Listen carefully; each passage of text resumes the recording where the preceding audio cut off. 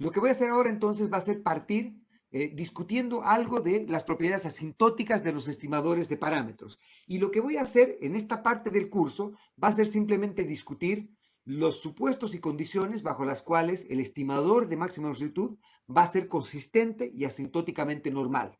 ¿Ok? Y lo que voy a hacer después, cuando veamos la teoría de estimadores extremos, va a ser generalizar esto para cualquier tipo de estimador que puedan estimar por máxima longitud. Seguramente, corríjame si me equivoco, pero ustedes ya han visto algo de teoría asintótica para máxima verosimilitud, ¿no es cierto? Han hecho algo de esto seguramente en su curso de econometría 1. Díganme si me equivoco.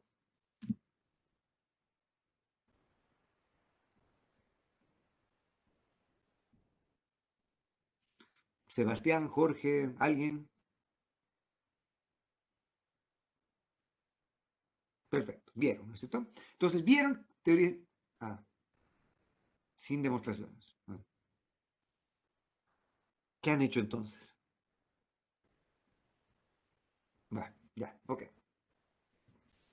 Bien, entonces, ¿qué han hecho entonces en la parte asintótica? Han visto la parte de OLS seguramente con demostraciones. Y han visto bien teoría asintótica, mi apunte probablemente o no. Variables instrumentales y OLS, sí. Y siguieron mi apunte de teoría asintótica. Entonces, por ejemplo, yo les digo la ley débil de grandes números 1, la ley débil 2, la ley fuerte 1, la ley fuerte 2, teorema central del límite 1, teorema central del límite 2, teorema central del límite 3. Si les digo Slatsky, si les digo Chebyshev, todas esas cosas la vieron, ¿no es cierto? Ya, perfecto. Y vieron mi apunte, ¿no es cierto?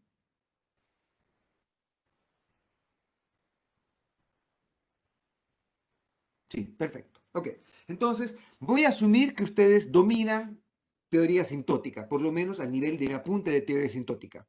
Lo que vamos a hacer al final del curso es que vamos a discutir una teoría más general que se llama la teoría de estimadores extremos y voy a mostrarles una aplicación de teoría asintótica a cualquier tipo de estimador extremo, dentro de los cuales está el estimador de máxima longitud también. ¿Ok? Entonces voy a presentarles ese tipo de contexto también en ese caso. ¿Ok?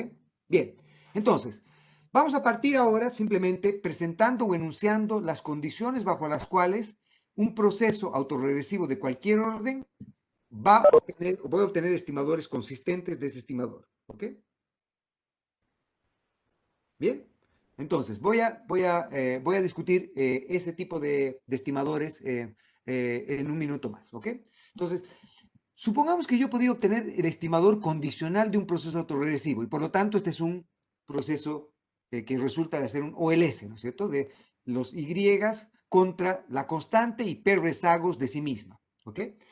Los supuestos que necesito para tener normalidad sintótica del estimador de máxima longitud, que va a ser el estimador OLS en este caso, va a ser simplemente que los U sub t sean independientes idénticamente distribuidos y por lo tanto, ojo, no necesito que los U sean normales. Recuerden que para obtener el estimador de máxima longitud, yo impuesto el supuesto de normalidad. Acá, si los U's no son normales, pero los U's son IID, con esperanza cero, varianza constante, y son independientes del pasado de los Y, o sea que el U sub T es ortogonal al U sub T menos 1, perdón, al Y sub T menos 1, al Y sub T menos 2, al Y sub T menos 3, y son independientes entre sí también, entonces esa es la primera condición que tengo. Y la segunda, asumamos que se cumple la condición de sumabilidad absoluta, es decir, que el proceso autorregresivo tiene una representación de media móvil que es absolutamente sumable y por lo tanto el proceso es débilmente estacionario, o lo que es lo mismo, todos los eigenvalues de la matriz F están dentro del círculo unitario. ¿Ok? Asumamos que se cumplen esas dos condiciones. Los U's no son necesariamente normales, pero cumplen con la condición de ser IID, tener varianza constante y no estar correlacionados con el pasado de Y a su vez que el proceso es débilmente estacionario. Entonces, si yo hago un OLS acá, el estimador de OLS me va a dar que la teoría sintótica que me han enseñado en el curso de econometría 1 es correcta, en el sentido de que va a funcionar. Es decir, el estimador que yo obtenga, el beta gorro, el x transpuesta x inversa, x transpuesta y, menos el verdadero beta, multiplicado por raíz t, va a converger en distribución a una normal. Esto va a converger a una normal independientemente de si los u's son normales o no. Los U's pueden no ser normales, pero la distribución asintótica del beta gorro va a ser normal. ¿Sí? con esperanza igual a 0, y por lo tanto lo que estamos diciendo es que el estimador de beta va a ser asintóticamente insesgado, y lo que es lo mismo va a ser consistente también, ¿sí? ¿Ok? ¿De acuerdo? Y por otro lado, la matriz de varianza y covarianzas asintótica va a ser sigma cuadrado por, vamos a llamar esto omega sub p inversa, que es la x transpuesta x sobre t. Esa sería como mi omega sub p, ¿ya? Que es esta parte de acá. Entonces, es x transpuesta x sobre t, pero recuerden que el t acá son simplemente t menos p datos, porque he perdido p observaciones, porque estoy estimando la likelihood desde la observación p más 1 en adelante, ¿ok? Y entonces, lo que estamos diciendo acá es que si es que el proceso es debidamente estacionario, entonces esta matriz x transpuesta x sobre t va a ser, cierren los ojos un minuto y por un momento asuman que no hay constante acá, ¿ok? Entonces la x transpuesta x sobre t va a tener en su diagonal principal, quiero que otra vez cierren los ojos, ¿no es cierto? Va a tener la suma de x1 al cuadrado en el primer componente, la suma de x2 al cuadrado en el segundo, la suma de x3 al cuadrado en el tercero, y así sucesivamente hasta la suma de los x sub p en el último componente, porque recuerden que x transpuesta a x es una matriz p por p, ¿no es cierto? Pero ¿qué es la suma de x sub 1? Es la suma de y rezagado un periodo al cuadrado, ¿sí? Y la siguiente es la suma de y sub 2 al cuadrado, y la siguiente es la suma de y rezagada 2 periodos, la suma de los y rezagada 2 periodos, y la otra la suma de los y rezagada 3 periodos, la suma de los y rezagada 4 periodos, etc. Si dividimos eso entre t, entre comillas, esa suma lo que está aproximando es el promedio. Entonces sería la sumatoria de los y menos 1 al cuadrado sobre t debiese converger a qué? Si el proceso es debidamente estacionario, debiese converger a la varianza incondicional de y, es decir, debiese converger al gamma sub 0. ¿Me están siguiendo? Y por lo tanto, entonces, la diagonal principal de esta sigma sub p, si es que expresamos todo esto en desviaciones a la esperanza incondicional, debiese ser simplemente gamma sub 0. Quiero que ahora, otra vez cierren los ojos un minuto, y se concentren en el componente 1, 2, por ejemplo, de esta matriz x transpuesta x. ¿Ok? El componente 1, 2 va a ser simplemente la sumatoria de yt-1 por yt-2. Es decir, va a ser la suma de los y rezagados un periodo por los y rezagados dos periodos. Si dividen eso entre el número de observaciones que tienen, eso debiese converger ¿a qué? A la covarianza entre y-1 e y-2. Y la covarianza entre y-1 y y-2, si el proceso es debidamente estacionario, es simplemente gamma sub 1, la primera autocovarianza. ¿Me siguen? Por lo tanto, entonces, la diagonal siguiente a la diagonal principal en este sigma sub p van a ser todos los sigma sub 1. Y la diagonal debajo de la diagonal principal de sigma sub p también van a ser sigma sub 1 porque la covarianza entre y-1 e y-2 es igual a la covarianza entre y-2 e y-1. Y por lo tanto, entonces, las dos van a converger a gamma sub 0. Y los demás, las siguientes subdiagonales, alejándonos del centro, van a ser gamma sub 2, perdón, gamma sub 2, o sea, la segunda autocovarianza, sigma sub 3, sigma sub 4, sigma sub 5, etcétera, hasta llegar a la autocovarianza de orden P-1, que sería la que está en el último componente de allá. ¿Me siguen? ¿Estamos todos de acuerdo? ¿Sí? Y por lo tanto, entonces, este sigma sub p debiese converger, entre comillas, a una matriz de autocovarianzas de los y. ¿Sí? ¿Ok? Bien, entonces lo que nos dice esta cosa es que si cumplimos la condición A y cumplimos la condición B, entonces va a ocurrir que esto pasa. Es decir, que el estimador o el S en nuestro proceso autorregresivo va a ser consistente y va a ser asintóticamente normal con matriz de varianzas y covarianzas igual a la que hemos derivado en nuestro estimador de mínimos cuadrados ordinarios. Y por lo tanto, el estimador de la varianza del beta gorro va a ser sigma cuadrado gorro por x transpuesta x inversa. Ese va a ser el estimador de la varianza. Y a su vez nos dice que si el proceso es débilmente estacionario, esto se llama la tasa de convergencia, la tasa de convergencia es omicron t a la menos un medio. Eso quiere decir que necesitamos multiplicar la observación beta gorro menos beta por t a la 1/2 para conseguir una distribución que sea no degenerada. ¿Sí? Este es el valor que necesitamos para conseguir que esto sea no degenerado. Y esta es la tasa de convergencia a la que converge esto a una distribución normal. Y por lo tanto, entonces, decimos que esta es la velocidad de convergencia. ¿Ya? Vamos a discutir que esto obviamente solo se cumple para el caso en que tenemos sumabilidad en valor absoluto. Vamos a demostrar que, por ejemplo, en el caso en el que tenemos que hay una raíz unitaria acá, la velocidad de convergencia no va a ser raíz t. No va a ser omicron t a la menos 1/2. No va a ser el recíproco de esta raíz de t. ¿Ya? ¿Estamos de acuerdo? Lo que vamos a hacer ahora es ver un caso particular de la distribución asintótica de los modelos ARMA que hemos presentado antes, las condiciones bajo las cuales procesos autorregresivos eran consistentes y tenían esta distribución asintótica. Lo que voy a hacer ahora es presentarles un ejemplo particular de cómo podemos derivar esto para el caso de un proceso autorregresivo de primer orden. Por lo tanto, voy a desarrollar la manera en la que podríamos generalizar esto para cualquier tipo de proceso autoregresivo y vamos a presentar la teoría general con la cual podemos desarrollar todo esto un poquito más tarde. ¿Ok? Entonces, la idea va a ser básicamente la siguiente. Supongo que nosotros queremos, las dos preguntas que típicamente queremos respondernos cuando hacemos teoría asintótica son las siguientes. La primera es, ¿cuán alejado está un estimador del verdadero vector de parámetros? Y para eso, la respuesta a esa pregunta típicamente es la respuesta que entregamos utilizando leyes de grandes números y si la respuesta es que a medida que la muestra es arbitrariamente grande, el estimador converge al verdadero vector de parámetros, decimos que el estimador es consistente. Y dependiendo del modo de convergencia, si es que la convergencia es, por ejemplo, solamente en probabilidad, decimos que el estimador es débilmente consistente, y si es que la convergencia, por ejemplo, es casi segura, decimos que el estimador es fuertemente consistente. ¿Ok? Esa es la primera pregunta que queremos responder con teoría asintótica. ¿Cuán alejado está un estimador del verdadero vector de parámetros? Y la segunda pregunta que queremos responder con teoría asintótica es la de cómo podemos hacer inferencia para un tamaño de muestra dada respecto a un parámetro en particular o una hipótesis en particular que queramos evaluar. Y para eso, la herramienta que utilizamos son los teoremas centrales del límite, y los teoremas centrales del límite lo que nos entregan es lo que llamamos la distribución asintótica. Y la distribución asintótica es la distribución con la cual nosotros podríamos hacer inferencia, aún en muestras finitas, pero apoyándonos en muestras arbitrariamente grandes, que sería justamente teoría asintótica.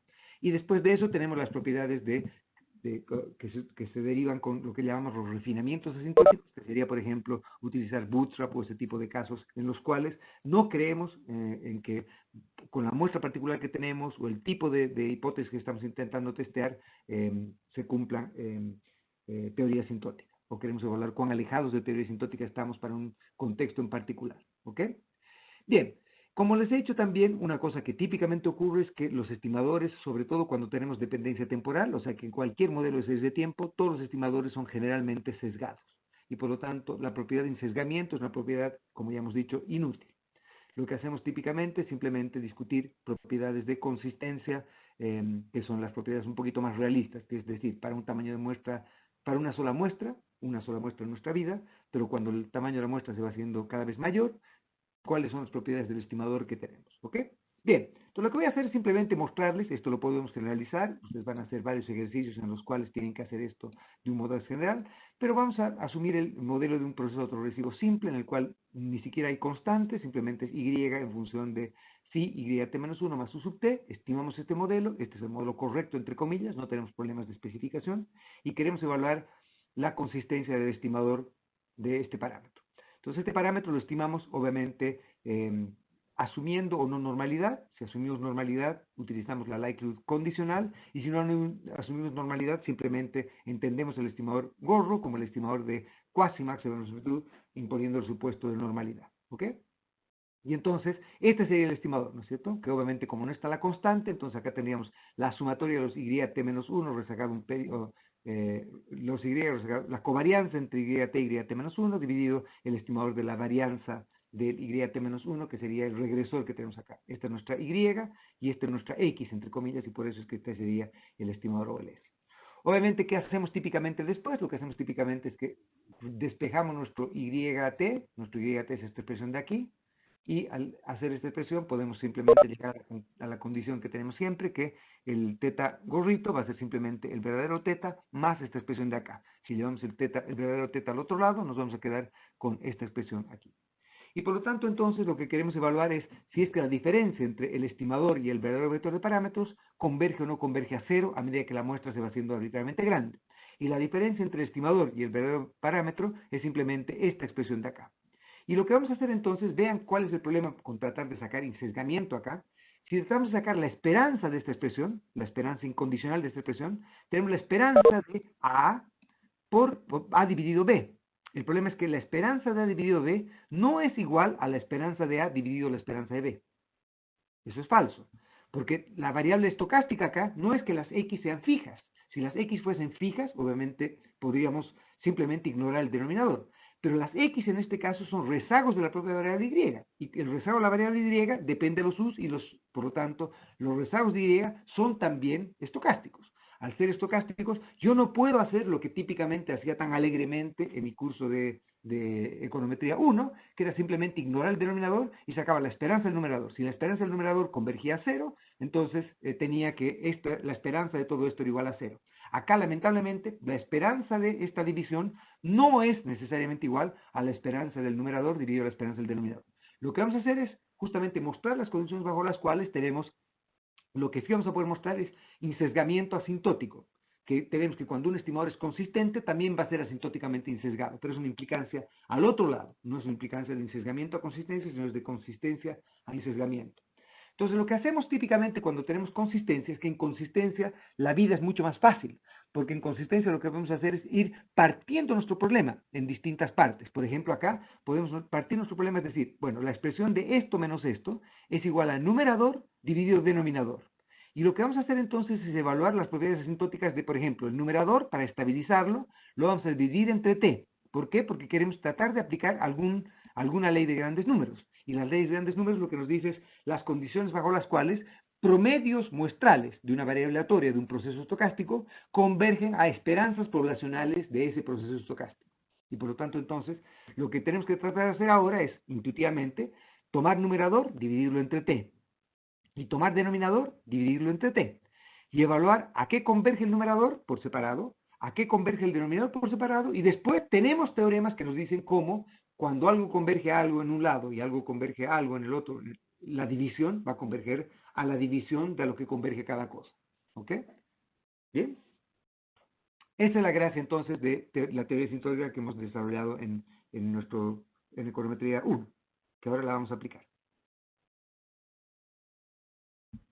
Bien, entonces, esta demostración la voy a hacer una sola vez de este modo, porque después la podríamos hacer de un modo más automático en el futuro. Entonces, esto obviamente ustedes lo van a poder hacer en el futuro, que va a ser simplemente aplicar esto que estamos demostrando ahora de un modo largo, simplemente llegando a la conclusión lógica de eso.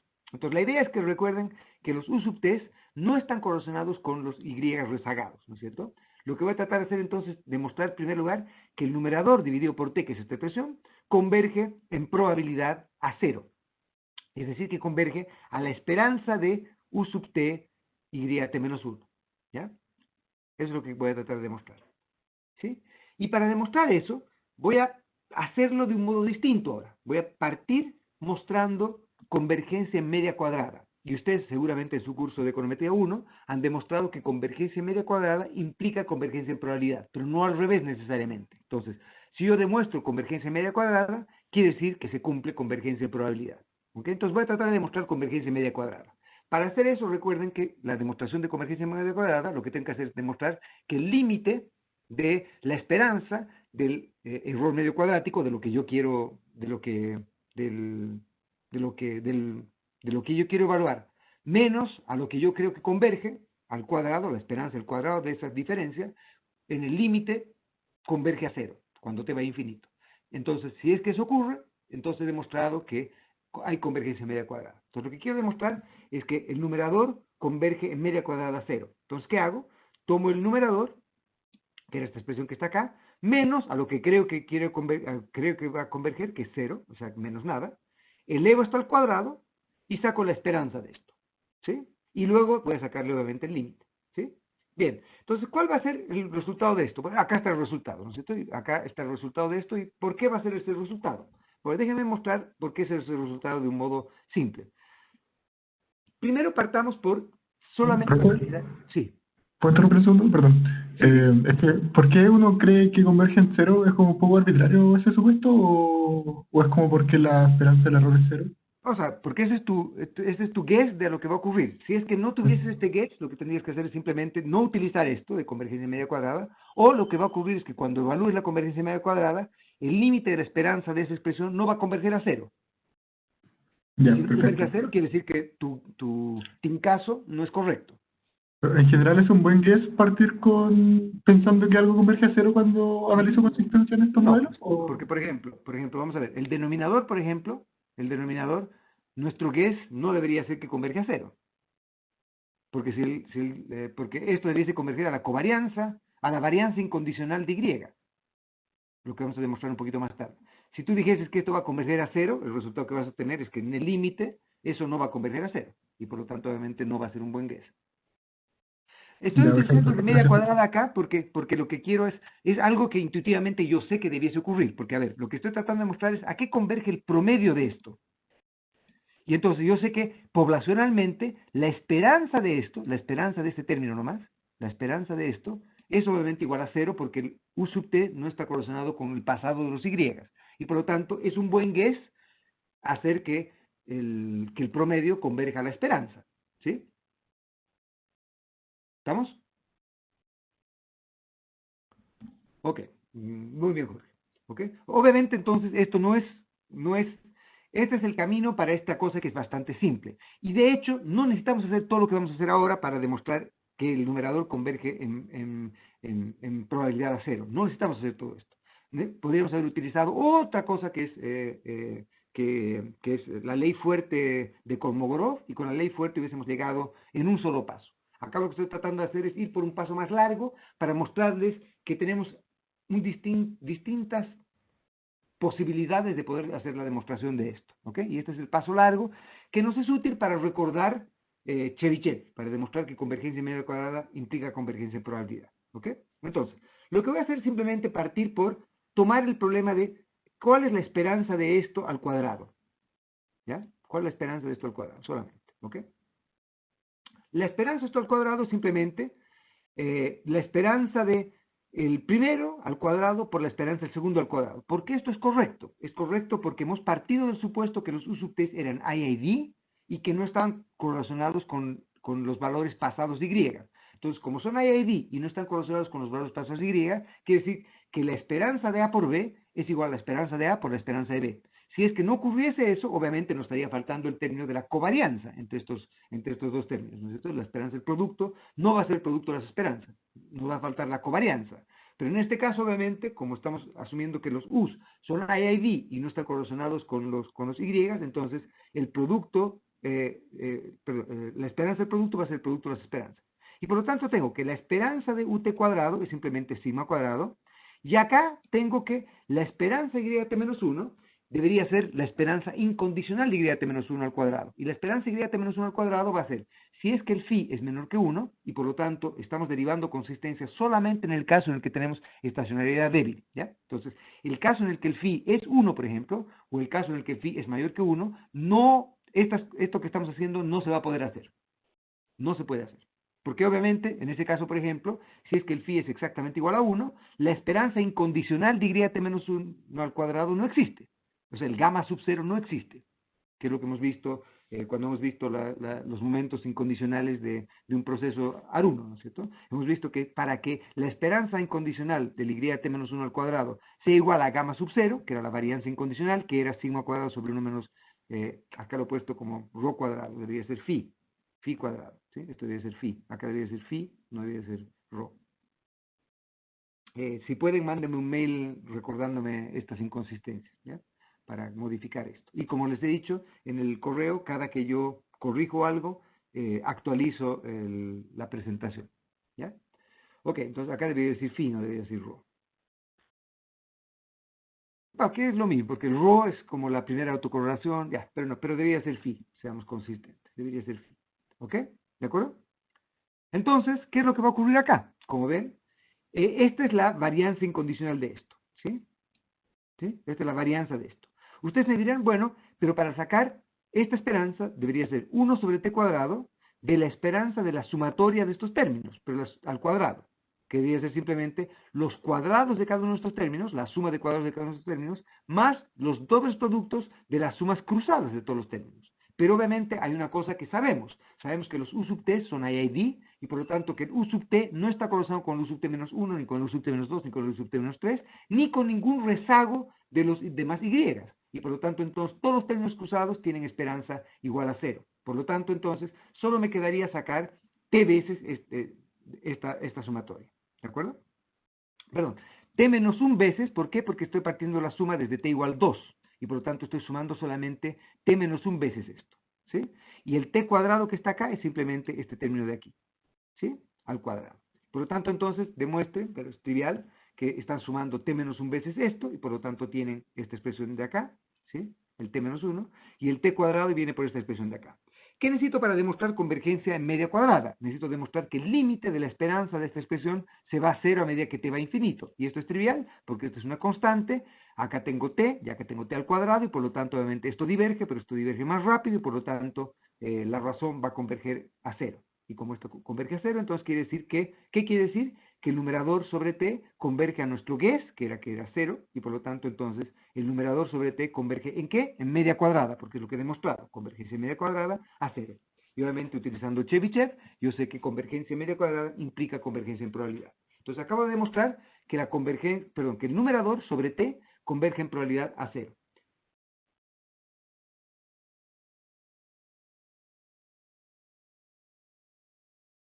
Perdón, la pregunta que nos hacía Sebastián. No, lo que estoy diciendo es que es el límite, perdón, está mal escrito entonces, el límite de la esperanza de todo esto, ¿no es cierto? Que va a ser igual al límite de esto de acá. Ya, obviamente acá la esperanza ya está de más, ¿no es cierto? Porque todo esto ya no es estocástico, no hay nada que lo que sacar la esperanza. Entonces este es el límite de esto nada más. Gracias, Sebastián, de acuerdo. La esperanza está de más acá. Es el límite de la esperanza de todo esto. Y la esperanza de todo esto es esto de acá. Entonces tengo que ver a qué converge esta esperanza. ¿Ok? ¿De acuerdo?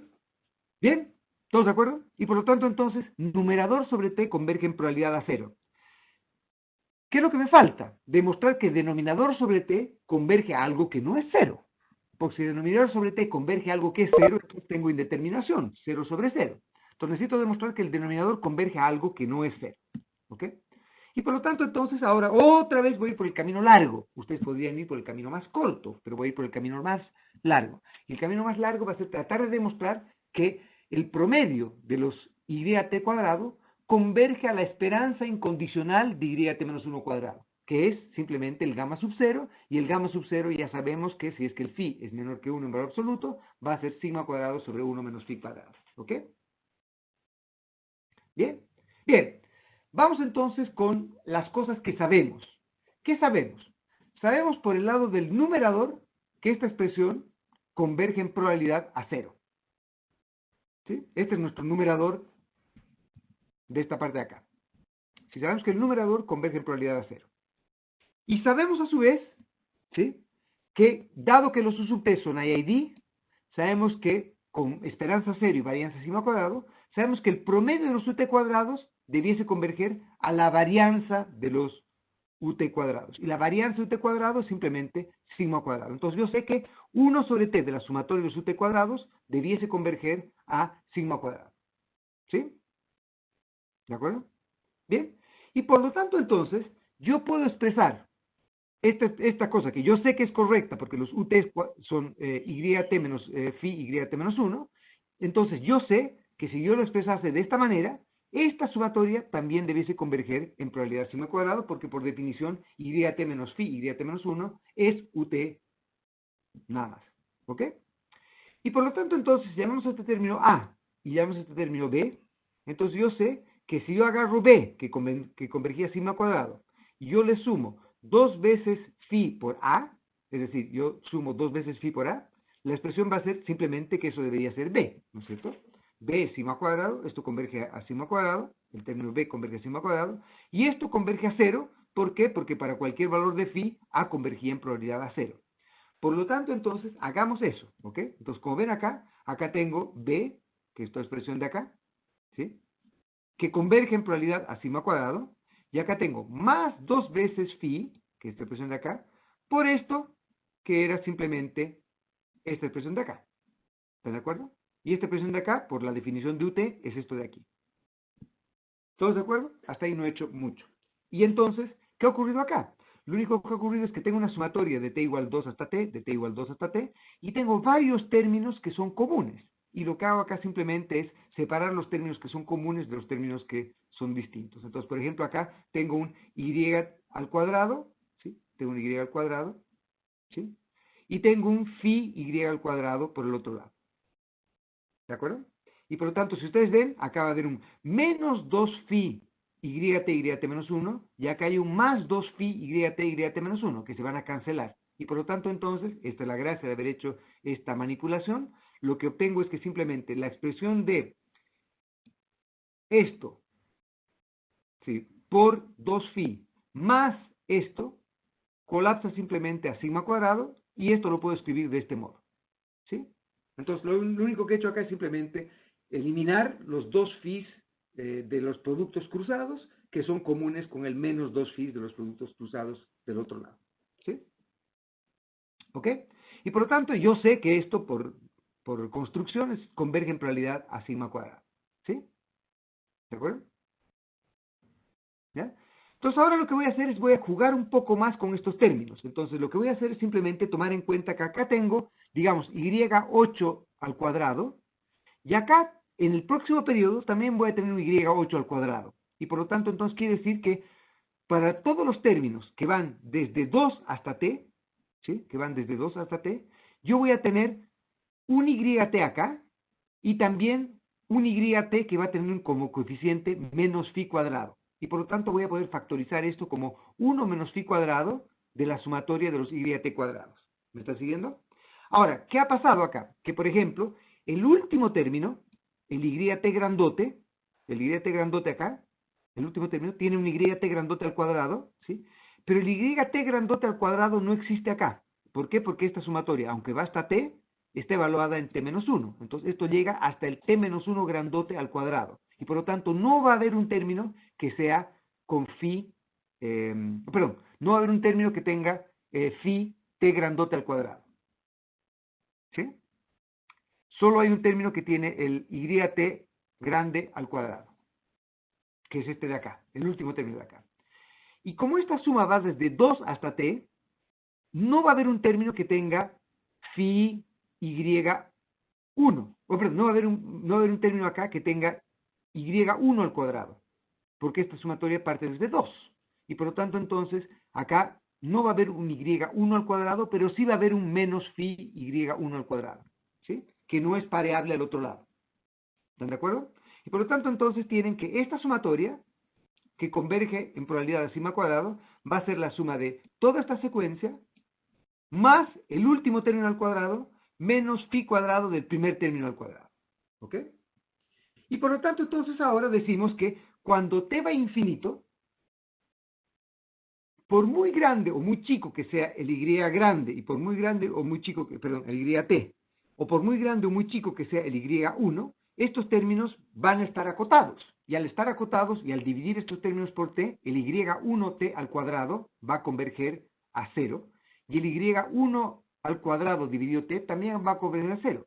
Por lo tanto, toda esta sumatoria va a ser, este término se va cuando t va a infinito, y va a quedar simplemente que el denominador, que era justamente la expresión que tengo solamente de acá, ¿sí?, ¿sí?, rezagada un periodo, que la puedo rezagar un periodo sin inconveniente, ¿sí?, converge entonces, ¿a qué? A sigma cuadrado, y esto que estaba acá, lo llevo al denominador, ¿sí? Y entonces me queda que esta expresión converge en probabilidad a sigma cuadrado sobre 1 menos, y acá debería ser otra vez phi cuadrado, no debería ser rho, sino phi, ¿sí? Y ustedes me dirán, bueno, esto parecía ser más o menos obvio, porque si U sub t eran IAD, entonces yo sé que los ROS eran debidamente estacionarios, y si los ROS son debidamente estacionarios, entonces la esperanza incondicional del yt-1 al cuadrado va a ser simplemente el gamma sub 0, que es esta expresión de acá. Lo que hemos hecho acá, yendo por un periodo, por un camino largo, es demostrar simplemente que el promedio de los yt cuadrados, y por lo tanto el promedio de los yt-1 al cuadrado, converge a el gamma sub 0, que era la varianza incondicional. ¿Ok? Y por lo tanto, obviamente, como el gamma sub 0 es distinto de 0, entonces numerador sobre t convergía en probabilidad a 0, denominador sobre t convergía en probabilidad a gamma sub 0, esta razón va a converger en probabilidad por Slatsky a 0. Y por lo tanto, entonces, el estimador de OLS va a ser un estimador débilmente consistente. ¿Ok? Bien. Esa era entonces la primera pregunta, y con eso hemos demostrado entonces que el estimador de mínimos cuadrados ordinarios o el estimador de cuasi máxima longitud condicional va a ser consistente. Pero sabemos por nuestro curso de econometría 1 que si algo es consistente, es decir, si algo converge en probabilidad a algo, a una constante, quiere decir que también converge en distribución a una constante. Entonces quiere decir que el rho gorrito converge en probabilidad perdón, el phi gorrito converge en probabilidad a phi, quiere decir que phi gorro también converge en distribución a phi. Y la distribución de phi es obviamente una distribución degenerada. Por lo tanto, lo que quiere decir eso es que a medida que la muestra se va haciendo arbitrariamente grande, el estimador de phi va a converger al verdadero valor de phi. La pregunta es si no tenemos una muestra arbitrariamente grande y no podemos esperar al infinito para saber cuál es el verdadero valor de phi, y queremos testar la hipótesis que, por ejemplo, el verdadero valor de phi es 0.8, ¿cómo testeamos esa hipótesis con un tamaño de muestra que no es infinito? Y la respuesta a esa pregunta es que si creemos que la teoría sintótica es válida y empieza a funcionar aún con un tamaño de muestra finito, entonces lo que tenemos que hacer es apoyarnos en teoría sintótica para decidir cómo hacemos inferencia para muestras pequeñas. Es decir, cómo podemos encontrar una manera de encontrar una distribución no degenerada para alguna función del figurito con la cual poder hacer un test de hipótesis. ¿Ok? Y entonces lo que vamos a hacer es justamente encontrar cuál es esa distribución no degenerada. Y lo que vamos a hacer es demostrar cómo podemos hacer entonces hacer inferencias respecto al verdadero valor de phi con un tamaño de muestra dado cuando nos apoyamos en teoría sintótica. Y para eso utilizamos obviamente teoremas centrales del límite. Lo que voy a hacer entonces ahora es, dado que el valor de phi es menor que 1 en valor absoluto, y por lo tanto el proceso es débilmente estacionario, se puede demostrar, vamos a hacerlo con más calma cuando veamos los procesos que no son estacionarios, pero vamos a mostrar que cuando el proceso es estacionario, entonces lo único que necesitamos para escalar la diferencia entre phi gorro y phi, recuerden que la diferencia entre phi gorro y phi, si no le coloco nada acá, la diferencia entre phi gorro y phi converge en probabilidad a 0, y por lo tanto converge en distribución a 0. Lo que voy a hacer ahora es mostrar que si yo escalo esta diferencia por una función de t, y en este caso por la raíz de t, ¿sí? Si yo escalo por la raíz de t, esto va a converger a una distribución que es no degenerada y con la cual voy a poder hacer inferencia. Y de hecho, no solo no va a ser degenerada, sino que va a ser asintóticamente normal. ¿Ok? Entonces, acá, teorema central del límite va a empezar a funcionar. Entonces, recuerden que lo que estoy tratando de hacer es, tenía numerador sobre denominador, esta parte de acá, y lo que voy a hacer ahora es que voy a multiplicar numerador sobre denominador, la voy a multiplicar por raíz de t. Y multiplicar por raíz de t va a ser lo mismo que dividir el denominador por t y dividir el numerador por raíz de t. ¿Sí? Entonces, dividiendo el denominador por raíz de t y dividiendo el numerador por t, lo que estoy haciendo simplemente es como multiplicar todo por raíz de t. Y por lo tanto, entonces voy a llamar al numerador a 1 sobre raíz de t de lo que tenía antes, y el denominador va a ser simplemente lo que teníamos siempre. Por lo tanto, como el denominador es lo que teníamos siempre, sabemos que el denominador converge en probabilidad a, otra vez la he piteado acá, debería decir phi cuadrado. ¿Sí? Acá hay una hemorragia de errores entonces. ¿De acuerdo? Lo que voy a demostrar ahora es que el numerador, es decir, lo que teníamos antes, si el numerador que teníamos antes lo dividíamos entre t, convergía en probabilidad a 0, y por lo tanto convergía en distribución a 0. Lo que voy a hacer ahora es que si el numerador lo dividimos solamente por raíz de t, en lugar de dividirlo por t, eso va a converger a una distribución que va a ser no degenerada y que va a ser normal. Y va a tener esta matriz de varianzas y covarianzas. O perdón, esta varianza. ¿Ok? Esta varianza. ¿Ok? Eso es lo que voy a tratar de demostrar entonces. Para demostrar eso entonces, lo que voy a hacer es voy a partir, como partimos siempre, tratando de ver si es que las condiciones de teoría del teorema central del límite se van cumpliendo para el contexto particular que estamos evaluando. Entonces recuerden que lo que tengo entonces acá, la variable aleatoria en principio es YT menos 1 por UT. Esta es la variable aleatoria. Le damos esa variable B. ¿Ya? Entonces si tenemos a la variable B, sabemos que la variable B tiene esperanza igual a ¿qué?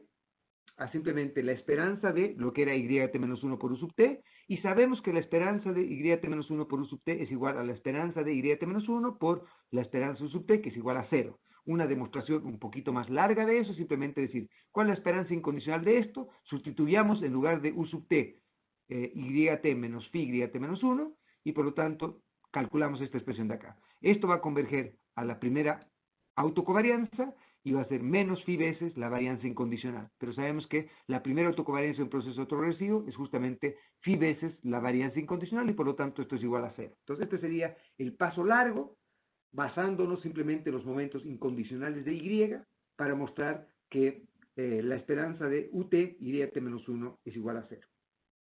¿Cuál es la varianza de esto? Ya la hemos derivado anteriormente, ¿no es cierto? La varianza de esto ya la hemos derivado, que es justamente la cosa que hemos utilizado para sacar esta expresión de acá. La varianza de esto va a ser simplemente esta expresión de acá, que es sigma a la cuarta 1 menos phi cuadrado, debería decir, ¿no es cierto? 1 menos phi cuadrado, ¿de acuerdo? Y por lo tanto, entonces, si yo tengo un proceso que tiene esperanza igual a 0, varianza constante, lo que yo puedo hacer es simplemente aplicar teorema central del límite, el teorema central del límite 1, el de Nimberg-Feller, ¿no es cierto? Y con teorema central del límite de 1, lo que hacía era simplemente dividir el promedio menos su esperanza, dividido el estimador, entre comillas, de la varianza o de la raíz cuadrada de la varianza del promedio, ¿sí? Y si hacen eso, ustedes van a encontrar, hagan eso si quieren, hagan eso, apliquen teorema central del límite 1 primero, y después, reescalando el teorema central del límite, porque van a encontrar a qué converge esa varianza incondicional, van a poder demostrar, demuéstrenlo con calma en la casa, que esta es la varianza incondicional, perdón, esta es la distribución asintótica del numerador, ¿ok? Entonces demuestren en casa que el numerador converge a esto. Si es que el numerador converge a una normal con media 0 y varianza sigma a la cuarta sobre 1 menos phi cuadrado, que era la varianza de esta expresión de acá, entonces yo podría ahora tomar en cuenta la razón entre el numerador y el denominador. El numerador converge en distribución a normal y el denominador converge en distribución a una constante. Entonces la razón entre el numerador y el denominador va a converger a la razón de esto dividido esta expresión de acá, que va a ser simplemente 0 dividido esto que es 0, y la varianza a lo que converja va a ser simplemente la varianza del numerador, a la que converge el numerador, que es esta parte de acá, dividido el cuadrado de la varianza, el cuadrado del denominador, ¿no es cierto? Y si hacen eso, van a encontrar que esta es la varianza de esta expresión de acá. Y por lo tanto, entonces, lo interesante de esta historia es que hemos encontrado varias cosas interesantes, si me permiten decir. La primera cosa interesante que hemos encontrado es que la distribución asintótica del estimador OLS va a ser normal, independientemente de si los U son normales. Entonces, por eso es que les decía, el estimador que estamos obteniendo acá, no solo el estimador de máxima verosimilitud, bajo el supuesto de normalidad, sino también es el estimador de cuasi máxima verosimilitud, aunque los U's no sean normales. Si los U's no son normales, pero los U's son IID, y la esperanza sub t, YT menos 1 es igual a 0, entonces esta condición igual se va a satisfacer. Los U's van, perdón, el phi gorro va a ser asintóticamente normal independientemente de la distribución de los U's. Obviamente puede ser que no sea asintóticamente eficiente. El estimador asintóticamente eficiente sería aquel estimador en el cual yo obtengo el estimador de máxima verosimilitud, en el cual impongo la distribución de U correcta. Pero si no conozco la distribución de U e impongo incorrectamente que los U son normales, de todos modos el estimador va a seguir siendo consistente y de todos modos el estimador va a ser asintóticamente normal con esta matriz de varianza y covarianza, o con esta varianza, perdón. Y lo interesante de esta varianza también es que la varianza acá no depende de sigma cuadrado, depende solamente de phi. Y quiero que vean, y por eso es que vamos a mostrar eso con más calma también cuando veamos series con raíz unitaria, pero supongan que tenemos la mala pata que el phi es exactamente igual a 1, o el valor absoluto de phi es exactamente igual a 1. Si el valor absoluto de phi es exactamente igual a 1, quiere decir que phi al cuadrado va a ser exactamente igual a 1. Y por lo tanto, esta expresión de acá va a tender a colapsar a 0. Y lo que nos dice entonces esto es que cuando yo tenga el estimador de phi, y el verdadero valor de phi es 1, quiere decir que cuando yo rescale la diferencia entre phi gorro menos el verdadero valor de phi, raíz de t no me va a bastar para conseguir una distribución que sea no degenerada. La distribución va a colapsar a, entre comillas, una normal con esperanza 0 y varianza 0. Es decir, no va a colapsar una normal, va a colapsar a 0. Entonces, el estimador que voy a obtener no va a ser solamente consistente, sino va a ser súper consistente, como les he dicho antes, y vamos a demostrarlo con un poquito más de rigor más tarde, cuando veamos procesos con raíz unitaria. ¿Ok? ¿Todos de acuerdo? Bien. ¿Qué ocurre entonces cuando estamos trabajando con un proceso en el cual tenemos que un proceso ARMA-PQ?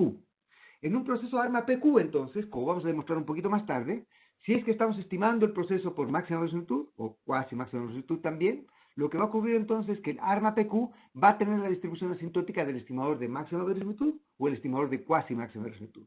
Cuando estamos en un modelo potencialmente mal especificado, en general, la distribución asintótica de máxima resolutud, si es que el proceso es débilmente estacionario, es decir, el proceso puede no ser invertible por el lado NA, pero si es débilmente estacionario, ¿sí? Si el proceso es débilmente estacionario, o sea que si las raíces de la parte autorregresiva están fuera del círculo unitario, o los eigenvalues de la matriz F del componente autorregresivo están dentro del círculo unitario, entonces la distribución asintótica del vector de estimadores que tengo, ya sea para la parte autorregresiva o para la parte media móvil, va a ser simplemente, van a ser débilmente consistentes. Los estimadores van a ser débilmente consistentes, es decir, a medida que la muestra se va haciendo arbitrariamente grande, los estimadores van a converger al vector de parámetros, y para hacer inferencia, yo puedo escalar esto por raíz t y obtener una distribución que es no degenerada. Ustedes seguramente han derivado esto, corríjame si estoy equivocado, pero han derivado esta fórmula sándwich en econometría 1, cuando han hecho máxima verosimilitud. ¿Sí? Corríjame si estoy equivocado. O díganme sí, si es que si lo han hecho.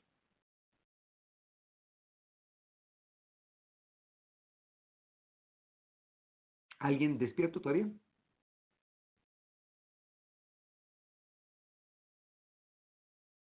Ok, lo vieron. Perfecto, Julián.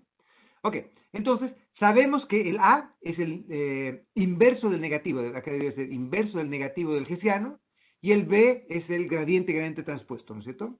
¿Sí? La esperanza de 1 sobre t del gradiente transpuesto. ¿Sí? Y esta es entonces la fórmula general de la matriz de varianzas y covarianzas de cualquier proceso estacionario estimado por máxima resolutud.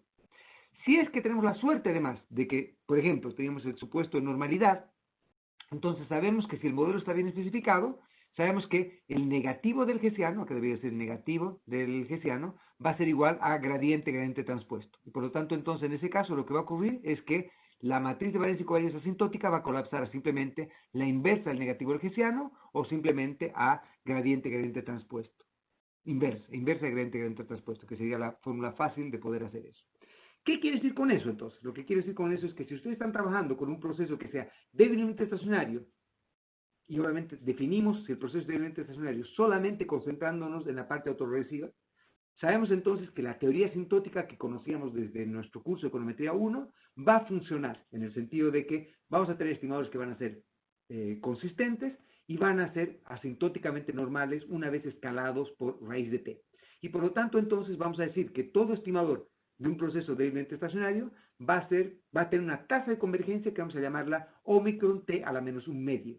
¿Y eso qué quiere decir? Que si le sacamos el recíproco a t a la menos un medio, es decir, t a la un medio, que necesitamos multiplicar por t a la un medio esta expresión para obtener una distribución que no va a ser degenerada.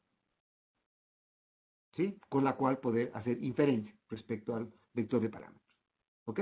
Y por lo tanto, entonces, todo lo que han aprendido en su curso de econometría 1, es decir, los test de Wald, el test de razón de verosimilitud o el test de multiplicador de Lagrange, todos esos tests se pueden aplicar directamente utilizando esto que acabamos de derivar. Entonces, en términos generales, esta es la manera de hacerlo. Obviamente, el caso particular de un proceso autorregresivo de orden 1, por ejemplo, demuestren que la A inversa B, negativo de A inversa B, negativo de A inversa, va a colapsar simplemente a esta expresión de acá, que sería la distribución asintótica en el caso de un proceso autorregresivo de primer orden. ¿Ok? Traten de demostrar que, perdón, a esto. Traten de demostrar que efectivamente ese es el caso. ¿Ok? Para el caso de un proceso autorregresivo de primer orden, con los usos normales, con varianza sigma cuadrado, demuestren que se utilizan teoría asintótica de máxima verosimilitud van a llegar a que, primero, a que se va a cumplir la condición de que el negativo del hessiano es igual a gradiente transpuesto, y la segunda cosa que va a ocurrir es que la matriz de varianza y covarianzas va a colapsar a simplemente esto, y esto va a ser exactamente igual a esta expresión que acabamos de derivar. ¿Ok? Demuestren que efectivamente ese es el caso. Muy bien.